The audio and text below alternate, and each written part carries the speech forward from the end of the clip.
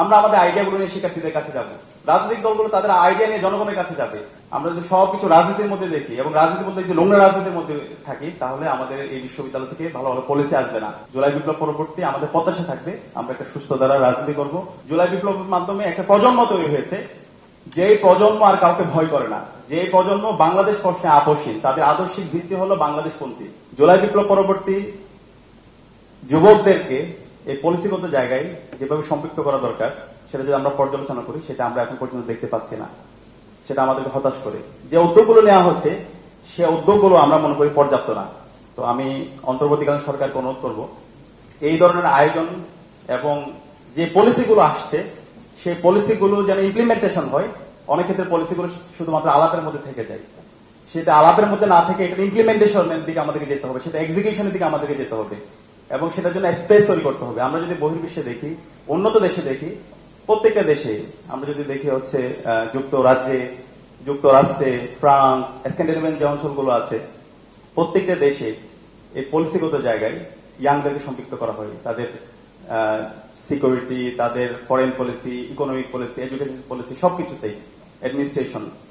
তো সেই জায়গায় আমাদের ইয়াংদের সম্পৃক্ত করা এবং যে পলিসিগুলো আসছে, সেই পলিসিগুলোকে এক্সিকিউশনে নিয়ে যাওয়ার জন্য কার্যকর উদ্যোগ গ্রহণ করতে হবে।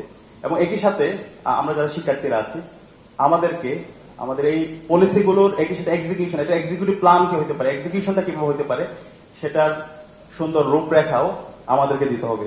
তো আমরা বিশ্বাস করি এই নতুন বাংলাদেশে আমি বুঝি নির্মাণের শিল্প, সালাম স্টিল বোঝে ডিউরেবিলিটি। সালাম স্টিল, মোস্ট ডিউরেবল স্টিল। আমরা যে বলছি শহীদদের আকাঙ্ক্ষার আলোকে যে বাংলাদেশ বিনির্মাণ, সেই বাংলাদেশ বিনির্মাণে আমরা সবাই ঐক্যবদ্ধভাবে আমরা আমাদের কাজ জারি রাখবো।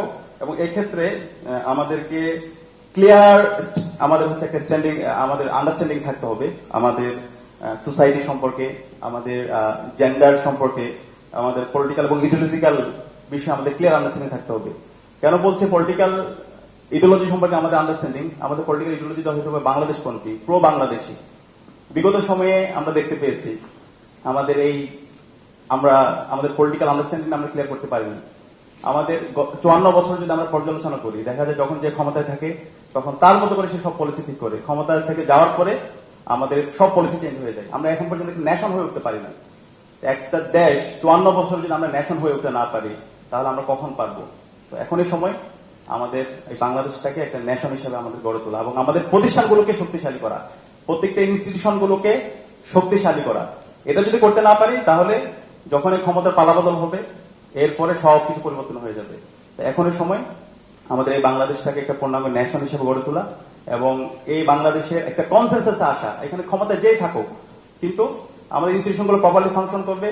আমাদের যে কনসেনসাস, সেই কনসেনসাসের ভিত্তিতে আমরা এখানে সবাই রাজনীতি করব, এখানে সবকিছু হবে। এবং রাজনীতি বলতে আমার হচ্ছে রাজনৈতিক সচেতনতা। রাজনীতি বলতে হচ্ছে এর আগে যে ফেসিবাদী রাজনীতি, কাউকে দখল করা, জোর জবরদস্তির রাজনীতি, পেই শক্তি প্রদর্শন রাজনীতি, সেগুলো এখানে চলবে না। রাজনীতি হবে মার্কেট প্লেস অফ আইডিয়াস। আমরা আমাদের আইডিয়াগুলো নিয়ে শিক্ষার্থীদের কাছে যাব, রাজনৈতিক দলগুলো তাদের আইডিয়া নিয়ে জনগণের কাছে যাবে। যাদের তার আইডিয়া ভালো লাগবে সেটা গ্রহণ করবে, যাদের আইডিয়া ভালো লাগবে না সেটা সমালোচনা করবে। কিন্তু এখানে কেউ হকিস্টিক অথবা স্টাম্প নিয়ে যাবে না, কেউ এখানে পেই শক্তি প্রদর্শন করবে না। তো সেই ধরনের একটি রাজনৈতিক কালচার বিনির্মাণ করার জন্য আমাদের শহীদরা জীবন দিয়েছে এবং সেই ধরনের রাজনৈতিক কালচার বিনির্মাণের জন্য আমাদেরকে আরো বেশি পলিসি দিতে হবে রাজনৈতিক দলগুলোকে এবং রাজনৈতিক দলগুলো নিজেদের মধ্যে সংস্কার করতে হবে এবং আমাদের সরকারের জায়গা থেকে গভর্নমেন্টকে আমাদের এই ইনস্টিটিউশনগুলোকে প্রপারলি যেন ফাংশন করে, সে ফাংশন করার জন্য সেগুলোকে শক্তিশালী করতে হবে। এবং একই সাথে আমাদের বিশ্ববিদ্যালয়গুলো যে একটা পলিটিক্যাল ইনস্টিটিউট হয়ে উঠেছে, এই বিশ্ববিদ্যালয়গুলোকে একটা একাডেমিক ইনস্টিটিউট বানাইতে হবে। আমরা যদি সবকিছু রাজনীতির মধ্যে দেখি এবং রাজনীতি বলতে যে নোংরা রাজনীতির মধ্যে থাকি, তাহলে আমাদের এই বিশ্ববিদ্যালয় থেকে ভালো ভালো পলিসি আসবে না, পলিসি সাজেস্ট করতে পারবো না। বিগত সময়ে আমাদের বিশ্ববিদ্যালয়ের শিক্ষকরা, বুদ্ধিজীবীরা, তারা কিন্তু এই ধরনের পলিসির সাথে জড়িত ছিল, তারা অবৈধ শাসনকে বৈধ দিয়েছে। এই ধরনের যারা অবৈধ শাসনকে বৈধ দেয় এবং রাজনীতির নামে অপরাজনীতি করে, আমরা সেটাকে ঘৃণা জানাই। জুলাই বিপ্লব পরবর্তী আমাদের প্রত্যাশা থাকবে আমরা একটা সুস্থ ধারা রাজনীতি করব এবং আমরা আমাদের এই বাংলাদেশের একটা কনসেনসাসের জন্য আমরা কাজ করব এবং সেটাকে আমি খুবই আশাবাদী। জুলাই বিপ্লবের মাধ্যমে একটা প্রজন্ম তৈরি হয়েছে, যে প্রজন্ম আর কাউকে ভয় করে না, যে প্রজন্ম বাংলাদেশ প্রশ্নে আপসহীন, তাদের আদর্শিক ভিত্তি হলো বাংলাদেশপন্থী। এবং যে প্রজন্ম তারা সে যে করুক, সে ছাত্রদল করুক, সে ছাত্র শিবির করুক, বাম করুক, ডান করুক, যাই করুক, কিন্তু সে বাংলাদেশের প্রশ্নে, সে বাংলাদেশের শহীদদের আকাঙ্ক্ষার আলোকে একটা নতুন বৈষম্য ইনসাফ ভিত্তিক বাংলাদেশ নির্মাণ করার প্রশ্নে সবাই ঐক্যবদ্ধ। তো এই প্রজন্ম যতদিন বেঁচে থাকবে আমি বিশ্বাস করি বাংলাদেশ পথ হারাবে না।